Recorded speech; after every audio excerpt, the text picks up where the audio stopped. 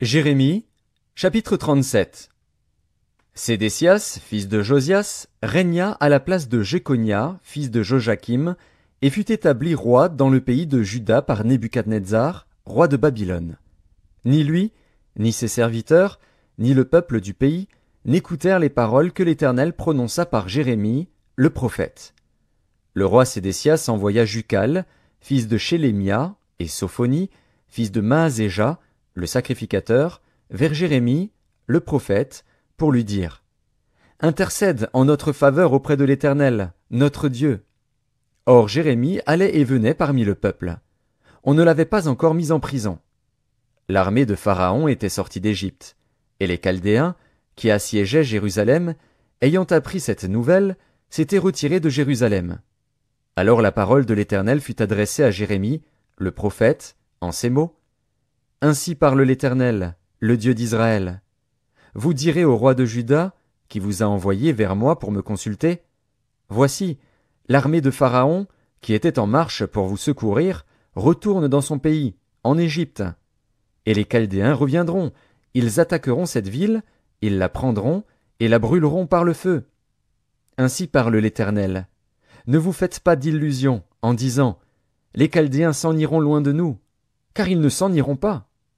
Et même quand vous battriez toute l'armée des Chaldéens qui vous font la guerre, quand il ne resterait d'eux que des hommes blessés, ils se relèveraient chacun dans sa tente et brûleraient cette ville par le feu.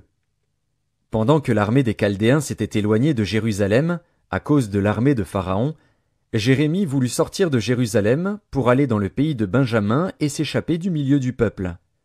Lorsqu'il fut à la porte de Benjamin, le commandant de la garde, nommé Jireïja, fils de Shélémia, fils de Hanania, se trouvait là, et il saisit Jérémie, le prophète, en disant « Tu passes aux Chaldéens !» Jérémie répondit « C'est faux, je ne passe pas aux Chaldéens. » Mais Jireïja ne l'écouta point. Il arrêta Jérémie et le conduisit devant les chefs.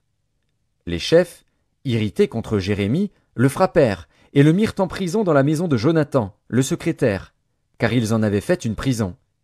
Ce fut ainsi que Jérémie entra dans la prison et dans les cachots, où il resta longtemps. Le roi Sédécias l'envoya chercher et l'interrogea secrètement dans sa maison. Il dit, « Y a-t-il une parole de la part de l'Éternel » Jérémie répondit, « Oui. » Et il ajouta, « Tu seras livré entre les mains du roi de Babylone. » Jérémie dit encore au roi Sédécias, « En quoi ai-je péché contre toi, contre tes serviteurs et contre ce peuple, pour que vous m'ayez mis en prison ? Et où sont vos prophètes qui vous prophétisaient, en disant, Le roi de Babylone ne viendra pas contre vous, ni contre ce pays? Maintenant écoute, je te prie, ô roi, mon Seigneur, et que mes supplications soient favorablement reçues devant toi. Ne me renvoie pas dans la maison de Jonathan, le secrétaire, de peur que je n'y meure. » Le roi Sédécias ordonna qu'on gardât Jérémie dans la cour de la prison, et qu'on lui donnât chaque jour un pain de la rue des boulangers, jusqu'à ce que tout le pain de la ville fût consommé. Ainsi Jérémie demeura dans la cour de la prison.